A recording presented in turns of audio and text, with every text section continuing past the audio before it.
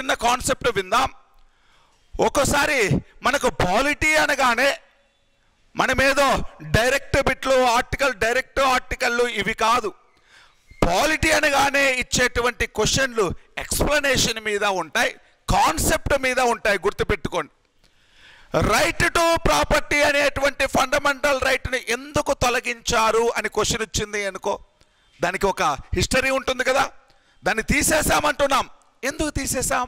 ఎప్పుడు కూడా right to property అనగానే 44th అమెండ్మెంట్ ప్రకారం 1978లో తీసేసాం. మరి ఎందుకు తీసేసాం అది కూడా తెలియాలి కదా.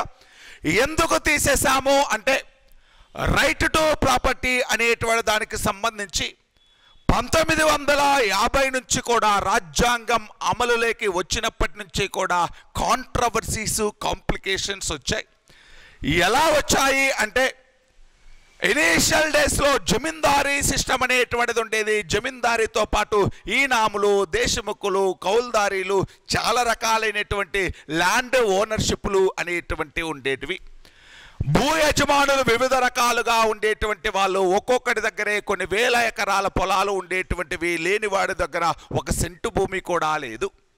దీనితో ప్రభుత్వం ఏం చేసింది అంటే ఈ ఇన్ఈక్వాలిటీస్ అనేటువంటివి తొలగించాలి అంటే భూమిని రీడిస్ట్రిబ్యూట్ చేయాలి, ప్రజలందరి మధ్య పంచాలి ఈ భూములు అని చెప్పేసి ఉన్నవాడి దగ్గర నుంచి భూములు స్వాధీనం చేసుకుని ల్యాండ్ సీలింగ్ యాక్ట్లు అనేటువంటివి తయారు చేసి, భూ పరిమితి చట్టాలు అనేటువంటివి తయారు చేసి వాళ్ళకి గరిష్టంగా ఇంత భూమే ఉండాలి, మిగిలిన దాన్ని కూడా ప్రభుత్వం స్వాధీనం చేసుకుంటుంది అని చెప్పి ప్రభుత్వం స్వాధీనం చేసుకుని ఎవరికి అప్పగించాలి అనుకుంది?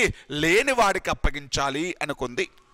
ఇలా లేనివాడికి అప్పగించాలి అనుకున్నప్పుడు ప్రభుత్వం ఈ జమీందారుల దగ్గర ఉన్న వాళ్ళ దగ్గర ఈ పొలాలు డబ్బులన్నీ కూడా తీసుకున్న, అంటే పొలాలన్నీ కూడా ఆస్తులన్నీ కూడా తీసుకోవడంతో వాళ్ళందరూ కూడా ఎక్కడికి వెళ్ళారు అంటే కోర్టుకు వెళ్ళడం జరిగింది. కోర్టు అప్పుడు ఏమని చెప్పింది? సుప్రీంకోర్టు ఏమని చెప్పింది అంటే right to property is a fundamental right. అంటే ప్రతి వ్యక్తి ఎంత ఆస్తినైనా కలిగి ఉండవచ్చు, ఎంత ఆస్తినైనా సంపాదించుకోవచ్చు, అది వాడి ప్రాథమిక హక్కు. మరి నువ్వు ప్రాథమిక హక్కుకు భంగం కలిగిస్తున్నావు, కాబట్టి నువ్వు చేసినటువంటి చట్టం చెల్లదు. అదేవిధంగా నువ్వు వాడి దగ్గర నుంచి వాడి పొలాలని కూడా నువ్వు స్వాధీనం చేసుకోవడానికి లేదు అని ప్రభుత్వం యొక్క యాక్టివిటీస్ని ఎవరు అడ్డుకుంటున్నారు? కోర్టులు అడ్డుకుంటున్నాయి. ఎవరు అడ్డుకుంటున్నారు? కోర్టులు. ఎందుకని రైట్ టు ప్రాపర్టీ అనేటువంటి దానికి ఏముంది? జుడిషియల్ ప్రొటెక్షన్ ఉంది, న్యాయ సంరక్షణ ఉంది కదా. Right to property is a fundamental right. So దీనికి న్యాయ సంరక్షణ ఉంది. దీన్ని సంరక్షించాల్సిన బాధ్యత ఎవరిది? కోర్టులది. వీటన్నిటినీ సంరక్షించాల్సిన బాధ్యత ఎవరిది? కోర్టులు. వీటన్నిటినీ సంరక్షిస్తూనే ఇక్కడ ఉంది చూడండి, రైట్ టు కాన్స్టిట్యూషనల్ రెమెడీస్. అంటే రాజ్యము అనేటువంటిది ఈ ప్రాథమిక హక్కుల్ని అమలు చేయకపోతే అప్పుడు పరిష్కారం ఏంటో కూడా చెప్పింది. ఆర్టికల్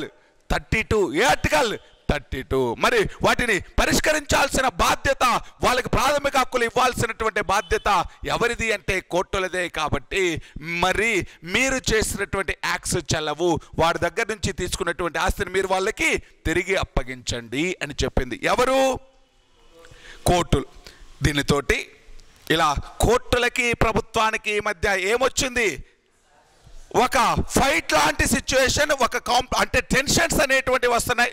ప్రతిసారి ప్రభుత్వం చట్టం చేయడం, అక్కడికి వాడేమో కోర్టుకు వెళ్ళిపోవడం, కోర్టేమో కొట్టేయడం, ఇలా జరుగుతూ ఉంటే ఇది ఫండమెంటల్ రైట్లో ఉంటేనే కదా ఈ కాంప్లికేషన్ వచ్చింది. మరి ఫండమెంటల్ రైట్లోనే లేకుండా తీసేస్తే అప్పుడు వాడు అంత ఈజీగా కోర్టులకు వెళ్ళొచ్చు, కానీ కోర్టులు అనేటువంటివి ఇంతకు ముందులాగా రియాక్ట్ అవ్వవు. అందుకని దీనిని తీసేద్దాం. దీన్ని తీసేసి ఒక సాధారణమైనటువంటి చట్టబద్ధమైనటువంటి హక్కులాగా పెడదాం, ఒక నార్మల్ రైట్ లాగా పెడదాం. నార్మల్ రైట్ లాగా పెట్టాము అంటే అర్థం ఏంటి అంటే ఫండమెంటల్ రైట్కు భంగం కలిగితే నువ్వు ఎక్కడికి వెళ్ళొచ్చు? కోర్టుకు. అంటే ఏ కోర్టుకు వెళ్ళొచ్చు? సుప్రీంకోర్టుతో పాటు హైకోర్టుకు వెళ్ళొచ్చు. అంటే నువ్వు డైరెక్ట్గా ఎక్కడికి వెళ్తున్నావు? డైరెక్ట్గా నీ యొక్క ప్రాథమిక హక్కుకు భంగం కలిగితే నువ్వేమి ఇక్కడ నీ దగ్గర ఉండేటువంటి మండల కోర్టుకో లేకపోతే జిల్లా కోర్టుకో వెళ్ళవు. ఎక్కడికి వెళ్తావు? సుప్రీంకోర్టుకి వెళ్ళొచ్చు, లేకపోతే ఎక్కడికి వెళ్ళొచ్చు? హైకోర్టు. అదే సాధారణ చట్టాల విషయంలో నువ్వు డైరెక్ట్గా సుప్రీంకోర్టులో కేసేస్తావా? డైరెక్ట్గా హైకోర్టులో కేసేస్తావా? ఎక్కడ వేస్తావు? ఫస్ట్ నీ యొక్క సివిల్ కోర్టులో వేసుకుంటావు, నీ దగ్గరగా. అక్కడ నీకు న్యాయం జరగకపోతే ఎక్కడికి వెళ్తావు? దానిపైన ఉండేటువంటి జిల్లా కోర్టుకి వెళ్తావు. అక్కడ కూడా న్యాయం జరగకపోతే హైకోర్టుకి వెళ్తావు. అక్కడ కూడా న్యాయం జరగకపోతే సుప్రీం. అంతేగాని నువ్వు డైరెక్ట్గా సుప్రీంకోర్టుకి హైకోర్టుకి వెళ్ళేటువంటి రైట్ లేదు. అలా ప్రాథమిక హక్కుల నుంచి దేన్ని తొలగించారు? రైట్ టు ప్రాపర్టీ, ఆస్తి హక్కును తొలగించడం జరిగింది.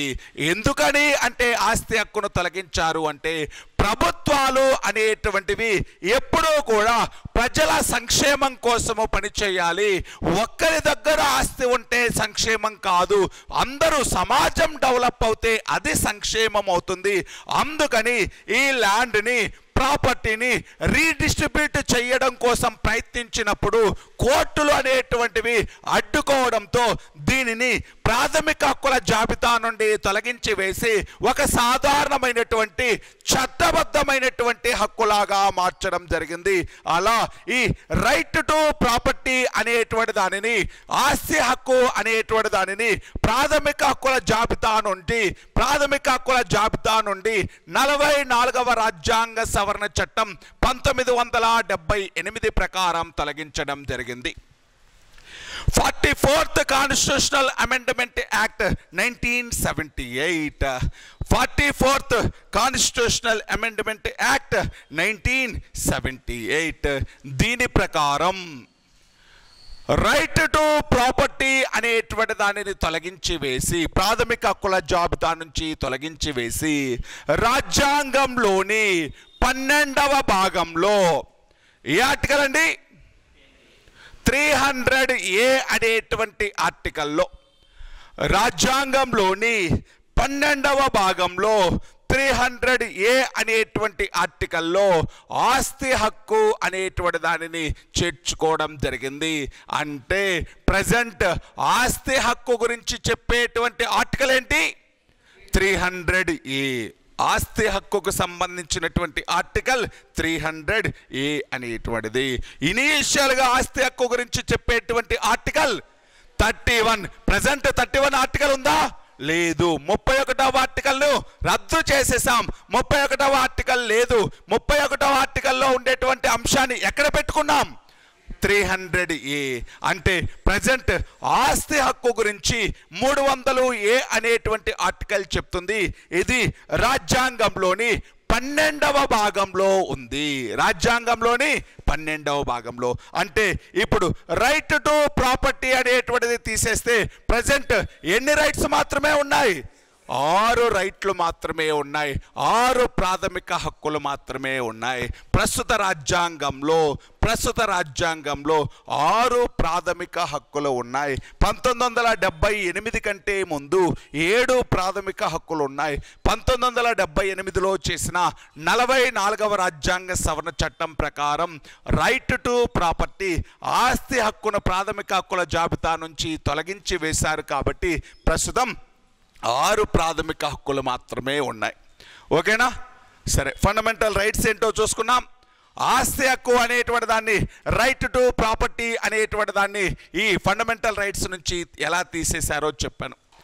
ఒకసారి చూద్దాం. భారతదేశ రాజ్యాంగంలో ఫండమెంటల్ రైట్స్ అనేటువంటి చాప్టర్ని, ఫండమెంటల్ రైట్స్ ప్రాథమిక హక్కులు అనేటువంటి చాప్టర్ని మ్యాగ్నా కార్టా లాగా చెప్పడం జరుగుతుంది. ఏమని పిలుస్తామండి? మ్యాగ్నా కార్టా. ఫండమెంటల్ రైట్స్ ఉన్నటువంటి 3వ భాగాన్ని ఏమని పిలుస్తాము అంటే మ్యాగ్నా కార్టా లాగా పిలవడం జరుగుతుంది. భారతదేశ రాజ్యాంగంలో 3వ భాగాన్ని ఏమని పిలుస్తాము అంటే ప్రాథమిక హక్కులని మ్యాగ్నా కార్టా లాగా పిలవడం జరుగుతుంది. ఏంటి మ్యాగ్నా కార్టా అంటే? మీకు అందరికీ చెప్పాను. ఏంటంటే మ్యాగ్నా కార్టా అంటే? మ్యాగ్నా కార్టా గ్రేట్ అగ్రిమెంట్, గొప్ప ఒప్పందం అని అర్థం. మ్యాగ్నా కార్టా అంటే అర్థం ఏంటండి? గ్రేట్ అగ్రిమెంట్, గొప్ప ఒప్పందం అని అర్థం. దీని గురించి చెప్పానా? ఏమని చెప్పాను? 12వ శతాబ్దంలో ఒకసారి చూడండి.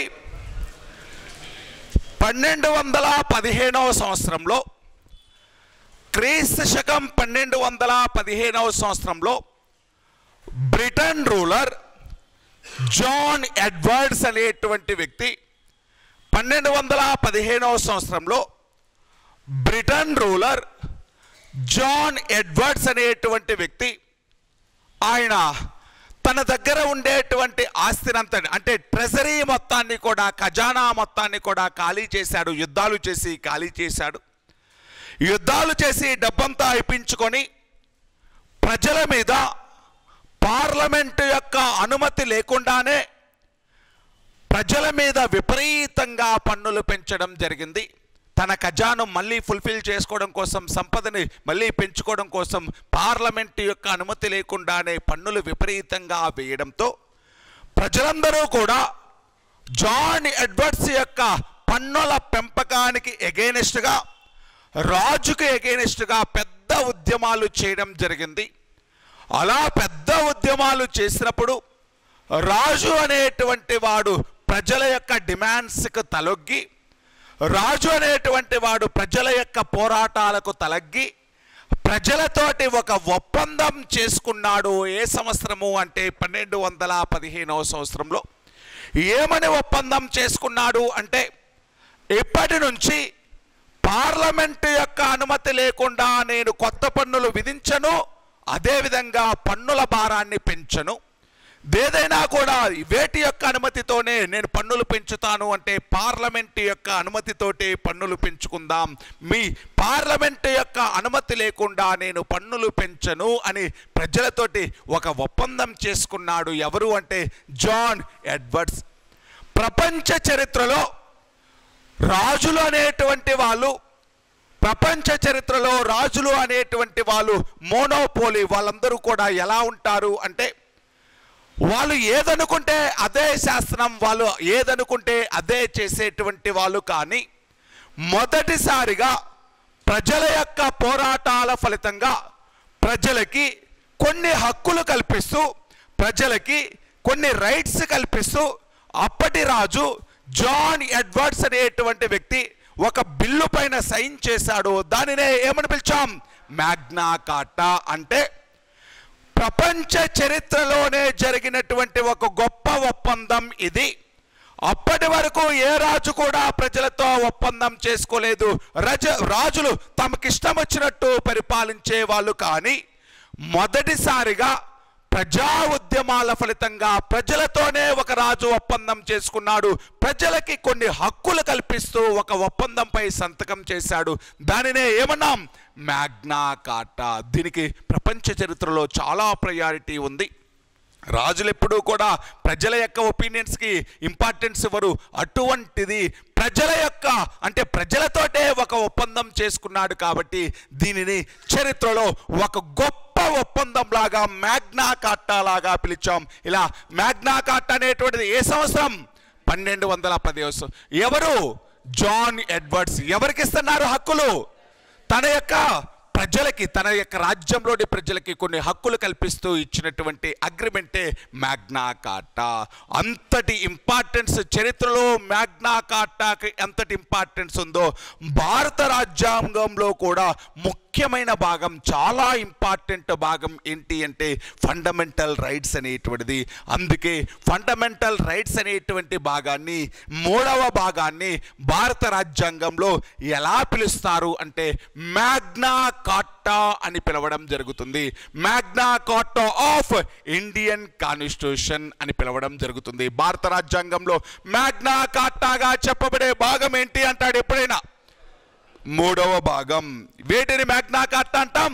ఫండమెంటల్ రైట్స్ ని. ఏ దేశం నుంచి అడాప్ట్ చేసుకున్నాం? అమెరికా. హ్యూమన్ రైట్స్ స్టేట్మెంట్ అనేటువంటిది ఐక్యరాజ్య సమితి ఎప్పుడు రిలీజ్ చేసింది? 1948 December 10, 1948 December 10. Human rights day ఏంటండి? డిసెంబర్. ఆస్తి హక్కు అనేటువంటి దాన్ని ఏ సంవత్సరం తొలగించి వేశారు? 1978. ఏ constitutional amendment act? 44th constitutional amendment act. ఏ ప్రభుత్వం? మొరార్జీరాయ్ దేశాయ్ ప్రభుత్వం, జనతా ప్రభుత్వం అని రాసుకోండి. జనతా ప్రభుత్వం. మొరార్జీరాయ్ దేశాయ్ ప్రధానమంత్రి. అప్పుడు మొరార్జీ దేశాయ్ ప్రధానమంత్రిగా ఉన్న సమయంలో జనతా ప్రభుత్వం అనేటువంటిది ఆస్తి హక్కుని ప్రాథమిక హక్కుల జాబితా నుండి తొలగించి వేసింది. ఆస్తి హక్కుని ప్రాథమిక హక్కుల జాబితా నుండి తొలగించి వేసింది. ప్రజెంట్ ఎన్ని హక్కులు ఉన్నాయి? ఎన్ని ఫండమెంటల్ రైట్స్ ఉన్నాయి? 6 ప్రాథమిక హక్కులు ఉన్నాయి. ప్రాథమిక హక్కులు ఎక్కడితోటి ఎండ్ అయ్యి, ఎక్కడితోటి స్టార్ట్ అయ్యి, ఎక్కడితోటి ఎండ్ అవుతున్నాయి? 40 నుంచి 32. మరి ప్రాథమిక హక్కుల భాగం మాత్రం 12 నుంచి 35 వరకు. మనము ఒక్కొక్క ఆర్టికల్ గురించి నేర్చుకోవాలి. ఒక్కొక్క ఆర్టికల్ ఏం చెప్తుంది అనేటువంటివి నేర్చుకోవాలి. దానిలో ఉండేటువంటి ఇంపార్టెంట్ పాయింట్స్ ఏంటి? చాలా చాలా ఇంపార్టెంట్ అండి. రిజర్వేషన్స్కి సంబంధించినవన్నీ కూడా ఇక్కడే వస్తాయి. హారిజంటల్ రిజర్వేషన్లు అంటే ఏంటి, వర్టికల్ రిజర్వేషన్లు అంటే ఏంటి, ఈడబ్ల్యూఎస్కు సంబంధించినవి, ఈబీసీలకు సంబంధించినవి, ఎస్సీలు, ఎస్టీలు, వాటన్నిటికి సంబంధించింది ఇక్కడే. అంటే ఫస్ట్ ఫండమెంటల్ రైట్లోనే వస్తాయి. రైట్ టు ఈక్వాలిటీ అనేటువంటి దగ్గరే వస్తాయి. ఇప్పుడు చూడండి, ఏంటండి బ్రేకా? టైం అయిందా? సరే, కొంచెం బ్రేక్ తీసుకోండి.